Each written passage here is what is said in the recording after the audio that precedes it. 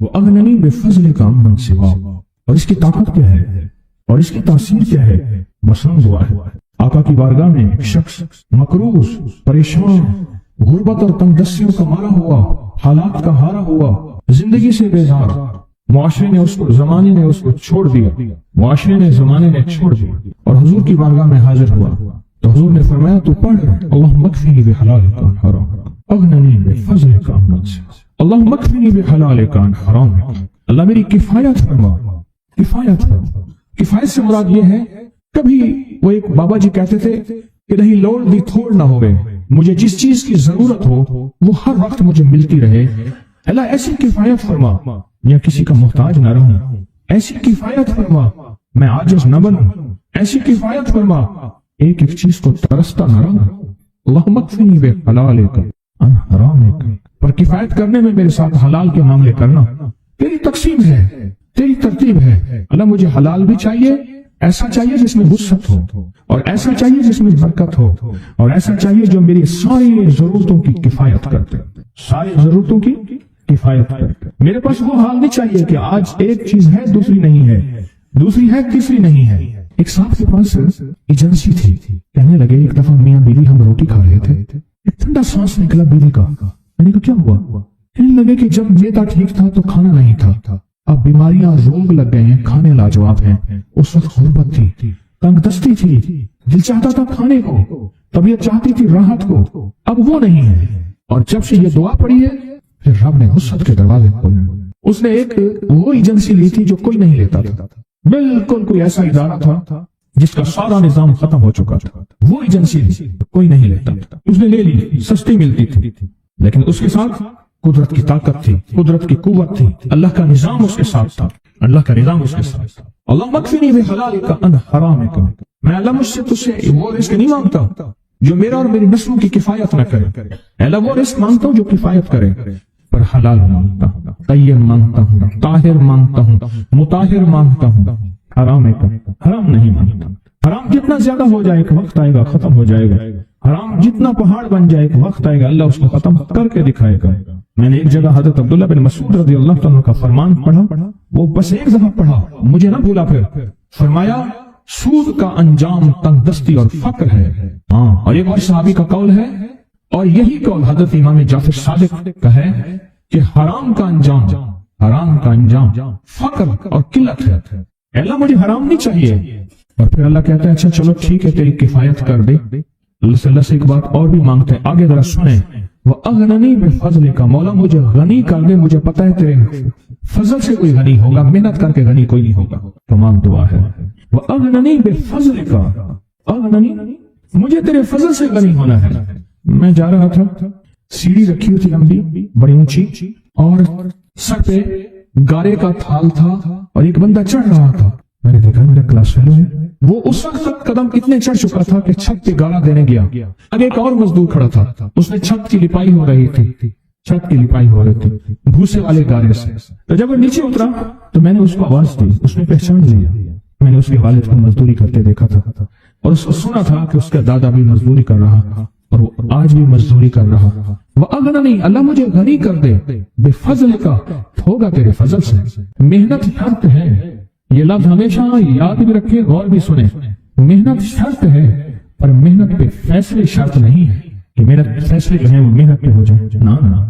ہاں محنت شرط ہے، محنت شرط ہے، محنت پہ فیصلے شرط نہیں ہے۔ کتنے ساری عمر محنت کرتے کرتے کرتے کرتے ساری عمر محنت کرتے بندے ختم ہو گئے۔ وَأَغْنَنِي بِفَضْلِكَ عَمَّنْ سِوَاكَ، اور مولا ایک شفقت یہ کرنا، مجھے کسی کا محتاج نہ کرنا، عَمَّنْ سِوَاكَ، کسی کے در در کا بھکاری نہ بنانا، کسی کا محتاج نہ کرنا، اللہ کسی کا منگتا نہ بنانا، اللہ کسی کا سوالی نہ بنانا، اللہ مجھے عاجز نہ بنانا۔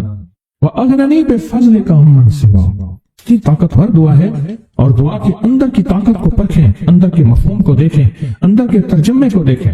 آج بھی پڑھیں گے، کل بھی پڑھیں گے، لیکن یاد رکھیے گا اس کی تعداد کو نہ دیکھیں، اللہ کی ہاں قیامت کے دن سننا غور سے،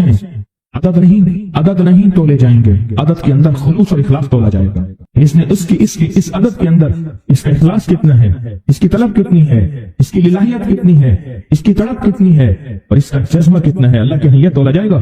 اور پھر اگلی بات وہ عمل جس مجاہدے سے کیا جائے گا، جس قربانی سے کیا جائے گا، جیسے آپ چوکنے ہو کے جاگ کے توجہ سے میری بات سن رہے ہیں، اس مجاہدے سے ایک نور ملتا ہے، وہ نور تولا جائے گا، اس مجاہدے سے نور ملتا ہے، اس مجاہدے سے گھروں کو چھوڑا آپ آخری عشرے کے اعتکاف میں آپ پھر اس وقت جائیں گے جب اعتکاف ختم ہو جائے گا۔ یہ جو قربانی ہے اللہ کے لیے کی ہے، اس مجاہدے پہ جو مجاہدہ آیا، اس قربانی پہ جو قربانی آئی، کبھی جاگنے کی، کبھی ٹیک ہٹانے کی، کبھی توجہ کرنے کی، کبھی اپنی چاہتوں کو توڑنے کی، اس پہ نور ملتا ہے۔ یہ نور قیامت کے دن ترازو میں تولا جائے گا۔ وَأَغْنَنِي بِفَضْلِكَ عَمَّنْ سِوَاكَ، مولا مجھے غنی کر دے، اور مجھے پتہ ہے غنی تیرے فضل کے بغیر کوئی نہیں ہوگا۔ کہ جو شخص یہ چاہتا ہے اللہ میری نسلوں کے لیے رزق کے دروازے کھلے رکھ، رزق کے روحانی اور رزق کے جسمانی، اللہ میری نسلوں کے لیے دنیا کی مہنگائیاں، حالات، کرائسس، ناکامیاں، اور پتہ نہیں آگے مہنگائیوں کی صورتحال کیا ہوگی، لیکن اللہ مجھ سے اور میری نسلوں سے رزق نہ چھین، تو فرمایا اس شخص کو کہے کہ سورۃ فاتحہ پڑھ، اور سورۃ فاتحہ کو ایک بار پڑھ، اور جب پہنچ ایاک نعبد و ایاک نستعین، اس کو 40 منٹ ایسے وجدان، ایسے درد، ایسی کیفیت کہ کوئی دنیا کا کوئی فرد مجھے یاد نہ رہے سوائے اس کی ذات کریمی کے، اور اس کو دہرا دہرا دہرا دہرا، اس کو دہرا، اور کہا کہ میں نے وہ پڑھنا شروع کر دیا۔ شیخ حامد کوفی کہتے ہیں کہ کوفہ میں ہمارے ہاں ایک رئیس تھا، اور لوگ اس کے در سے کھاتے تھے، اور لوگ اس کے در سے بہت لیتے تھے، اور بہت سخاوت چلتی تھی، اور سنا تھا کہ اس کے والد بھی ایسے رئیس تھے، اور سنا تھا اس کے دادا بھی ایسے رئیس تھے، اور یہ بات سنی تھی کہ اس کے دادا نے کوئی عمل کیا تھا، اور ایسا نہیں، دادا کے بڑوں نے کوئی ایسا عمل کیا تھا جس میں اللہ سے نسلوں کے لیے رزق اور رزق کے خزانے منوائے تھے۔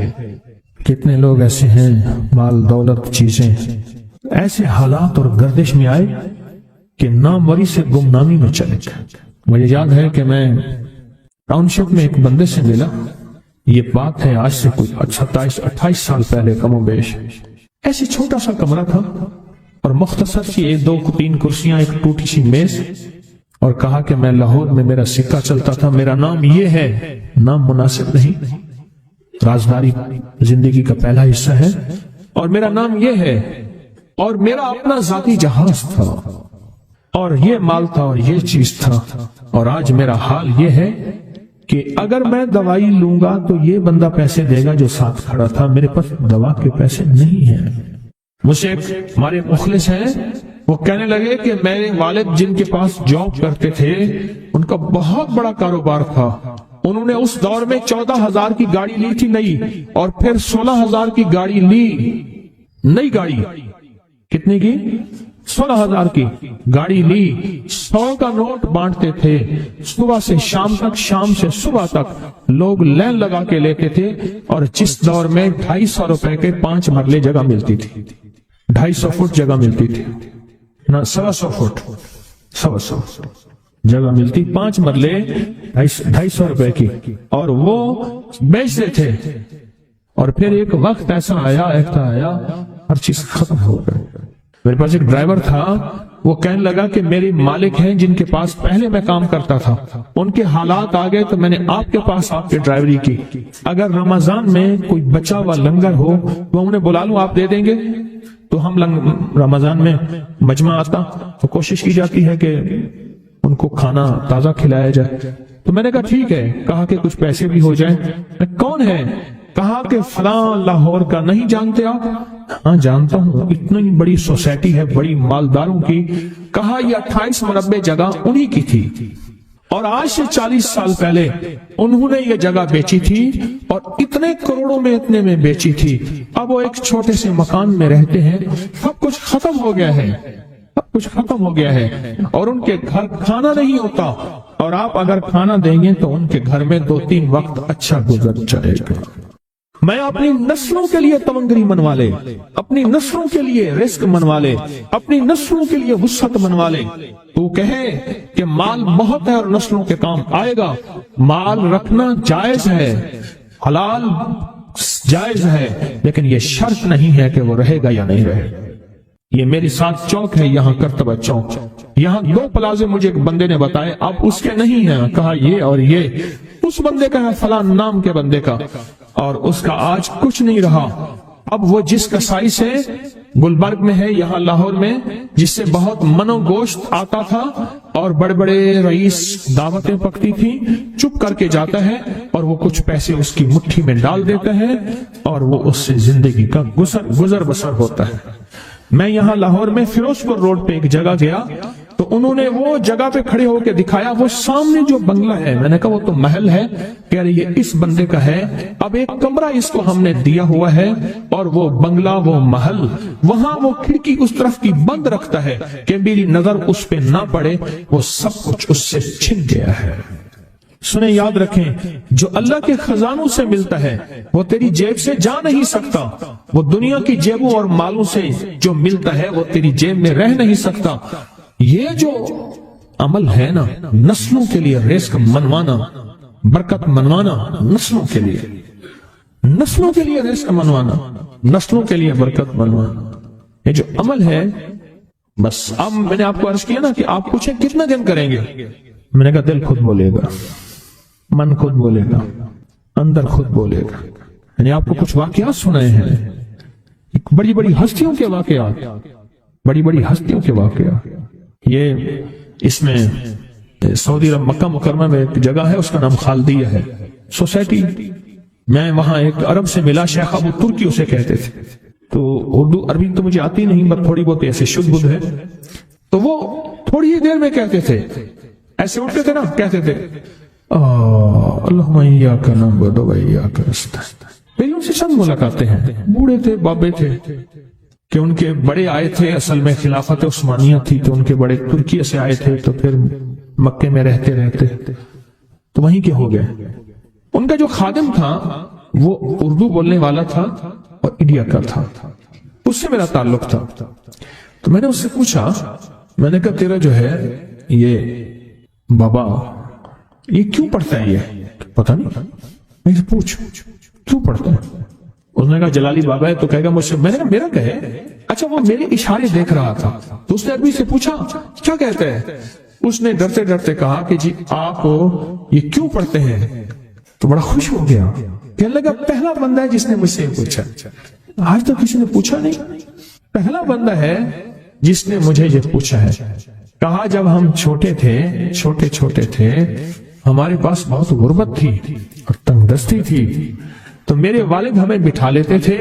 اور ہم سورۃ فاتحہ پڑھتے تھے، اور جب پہنچتے تھے نا ایاک نعبد و ایاک نستعین پر، تو پھر اس کو میرے والد کہتے تھے دہراؤ، بہت زیادہ پڑھو، بہت زیادہ پڑھو، بہت زیادہ پڑھو، بہت زیادہ پڑھو۔ کام پڑھتے تھے، بہت زیادہ پڑھتے تھے، بہت زیادہ پڑھتے تھے، اور کہا میرے والد پھر دعا کرتے تھے اور ہم آمین کہتے تھے، اور میرے والد کہتے تھے چلو مبارک ہو، ہمیں جو ہے اللہ پاک وہ فلاں چیزیں، وہ حلاوے، وہ چیزیں کھلائیں گے۔ کہہ رہے ابے کو دیکھتے تھے، ابا جی ہمارے پاس تو پیٹ بھر کے روٹی نہیں ہے، آپ کہتے ہیں اللہ وہ کھلائے گا، وہ کھلائے گا، اور ابا ایسے خوش ہو جاتا تھا۔ کیوں؟ ابے کو یقین تھا کہ سورۃ فاتحہ اس کریم نے قبول کر لی اور میرا کام ہو گیا۔ وَمَن يَتَوَكَّلْ عَلَى اللَّهِ، ہاں میرے بندے میری ذات پہ بھروسہ کر کے دیکھ، میرے قریب آ کے دیکھ، مجھ سے دوستی لگا کے دیکھ تو صحیح، میں کر کے دکھاؤں گا۔ رزق کی وسعت کے لیے جو میں بتاتا ہوں کہ بندہ ہے 129 دن اور 129 دفعہ سورۃ کوثر پڑھ اور پھر آنکھوں سے رب کی طاقت کے جلوے دیکھ۔ 129 دن اور 129 بار، آپ بتائیں جو یہ پڑھتے ہیں 129 بار سورۃ کوثر کتنا وقت لگتا ہے؟ صحیح بتائیں، اگر نہیں پڑھتے نہ بتانا۔ 10 منٹ کی آواز بھی ہے، 7-8 منٹ کی آواز بھی ہے، 15 منٹ کی آواز بھی ہے، ہم 15 منٹ لے لیتے ہیں، 15 منٹ لے لیتے۔ کیا روزانہ کے 15 منٹ ہمارے لیے مشکل ہے؟ 129 بار سورۃ کوثر، اور اگر جگہ اور وقت ایک ہو تو پھر اس کی طاقت اور تاثیر حیرت انگیز طور پہ دگنی ہو جاتی ہے۔ زمان اور مکان، وہی وقت وہی جگہ، مجبوراً اگر نہیں ہے تو کوئی حرج نہیں، پر یقین، دل کی گہرائیاں، اندر کا درد اور پورے خشوع، خضوع، دھیان، طلب، تڑپ اور جذبے کے ساتھ پڑھ 129 بار۔ اصل میں یہ 129 کا جو عدد ہے نا، لفظ لطیف کا عدد ہے، یا لطیف ہو نا، لطیف 129 بار اور 129 دن. پھر قدرت کے خزانے اور رب کی رحمت کے خزانے، اس کی عطا اور شفقت کے خزانے، اس کی مہربانی کے خزانے. ایک اور چیز بتاؤں، دیدار مصطفیٰ کے لیے، کملی والے کے دیدار کے لیے سورۃ کوثر بہت باکمال ہے. اب اس کے فائدے سنتے جائیں، 129 دفعہ کے فائدے ذرا سنتے جائیں، کیونکہ میرے آقا کی تسلیوں کے لیے، دلجوئیوں کے لیے یہ سورت اتری تھی. قرآن کی سب سے چھوٹی سورت ہے. دلجوئیوں کے لیے تانے دے دے کے ظالموں نے میرے آقا کے سینے کو چھلنی کیا، اور اللہ پاک جل شانہ نے فرمایا میرے حبیب کیوں غمزدہ ہے، ہم نے آپ کو کوثر دے دی. اور میرے حبیب یہ جو تانے دینے والے ہیں، آپ پہ جادو کرنے والے ہیں، آپ پہ نظر بد کے حملے کرنے والے ہیں، اور آپ کے ساتھ حسد کرنے والے ہیں، یہ ان نشانیہ کا ابتر، یہ تو ایسی ابتر ہوں گے، ان کی زندگی ابتر ہوگی، ابتر سے ابتر اور ابتر ہوگی کہ بس زمانہ دیکھے گا وہ شماتت الاعداء، اور ان کے دشمن ان پہ ہنسیں گے، ایسے ابتر ہوں گے. 129 بار سورۃ کوثر دیدار مصطفیٰ کے لیے، 129 بار سورۃ کوثر جادو کے آخری توڑ کے لیے، 129 بار سورۃ کوثر جادو کو خود پلٹانے کے لیے، پلٹ جاتا ہے. 129 بار سورۃ کوثر آفات اور بلیات کو دور کرنے کے لیے، 129 بار سورۃ کوثر انزائٹی، ٹینشن، ڈپریشن اور اسٹریس کے لیے، اور 129 بار سورۃ کوثر پرسکون نیند کے لیے، 129 بار سورۃ کوثر پرسکون زندگی کے لیے، اور 129 بار سورۃ کوثر